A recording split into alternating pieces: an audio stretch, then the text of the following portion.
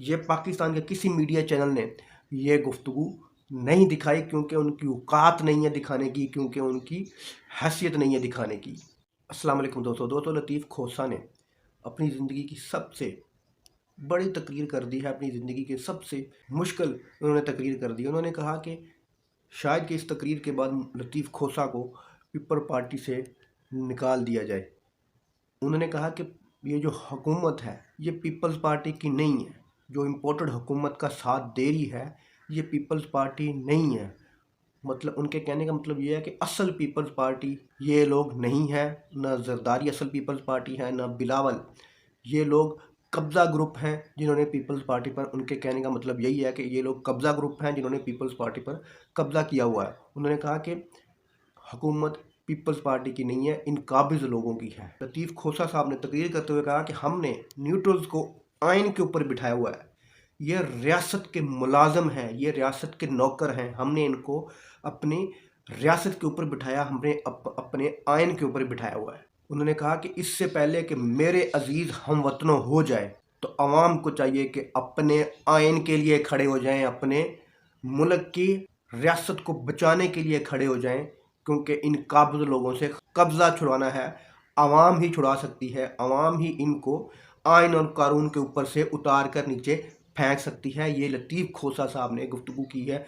ये पाकिस्तान के किसी मीडिया चैनल ने ये गुफ्तगू नहीं दिखाई, क्योंकि उनकी औकात नहीं है दिखाने की, क्योंकि उनकी हैसियत नहीं है दिखाने की। फिर उन्होंने कहा कि इन्होंने इलेक्शन 8 अक्टूबर को भी नहीं करवाने, ये सिर्फ 8 अक्टूबर को सदर आरिफ अलवी का जो रिटायरमेंट का टाइम है उसको पूरा करना चाहते हैं, उसके बाद भी ये इलेक्शन नहीं करवाएंगे। अगर आरिफ अलवी साहब 8 अक्टूबर को रिटायर हो गए, अगर ये टाइम गेन करने में कामयाब हो गए, तो उसके बाद आपको पता है कि सदर कौन बनेगा। वो आसिफ अली जरदारी की तरफ इशारा करे थे। फिर उन्होंने कहा कि अगर वो आरिफ अलवी के बाद अगर कोई नया सदर आ गया तो फिर आप इस मुल्क में इलेक्शन भूल ही जाएं 2-4 साल के लिए, बल्कि हो सकता है कि इस मुल्क में इलेक्शन कभी ज़िंदगी में हो ही ना, अगर ये इन्होंने इस चीज़ में कामयाब हो गए इलेक्शन को डिले करवाने में। फिर उन्होंने कहा कि ये 234 और 235 के तहत एमरजेंसी लगाएंगे, जिस तरह के राणा सनाउल्लाह ने कहा कि या हम हैं या ये है। ये इसी चीज़ पर अमल पैरा होने की सोच रहे हैं कि इसको नहीं होना चाहिए, हम तो रहेंगे। उन्होंने कहा कि आर्टिकल 5 में ताबेदारी आइन की है, ताबेदारी रियासत की है।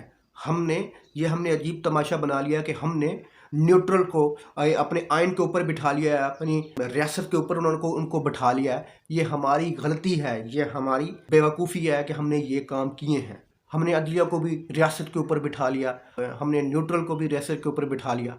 उन्होंने कहा कि ये हमारे मुलाजम हैं, ये रियासत के मुलाजम हैं, ये ऊपर नहीं है आइन और कानून के, ये हमारे मुलाजम हैं, ये नौकर हैं। फिर उन्होंने कहा कि रियासत अवाम है, अवाम बेचारी कसमा पुस्सी की ज़िंदगी गुजारने पर मजबूर है और ये लोग इदारों पर बैठकर अयाशियाँ कर रहे हैं। दोस्तों, ये थी उनकी वो ख़तरनाक गुफ्तगू। शायद हो सके कि इस गुफ्तगू के बाद उनको पीपल्स पार्टी से फारिग कर दिया जाए। उन्होंने कहा कि जजों के बेटों को नहीं छोड़ा, जजों की बेटियों की नहीं छोड़ा।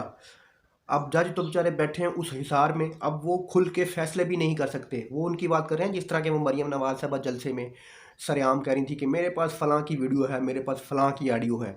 वो यही बात लतीफ़ खोसा साहब कर रहे हैं कि उनके बच्चों को नहीं छोड़ा, उनकी बच्चियों को नहीं छोड़ा, उनकी वीडियोज़ हैं। अब उस वीडियो की वजह से हमारे जज बेचारे हिसार में बैठे हैं, वो खुलकर फैसले नहीं कर पा रहे। दोस्तों, उम्मीद है आपको ये वीडियो अच्छी लगी होगी। अल्लाह हाफ़िज़।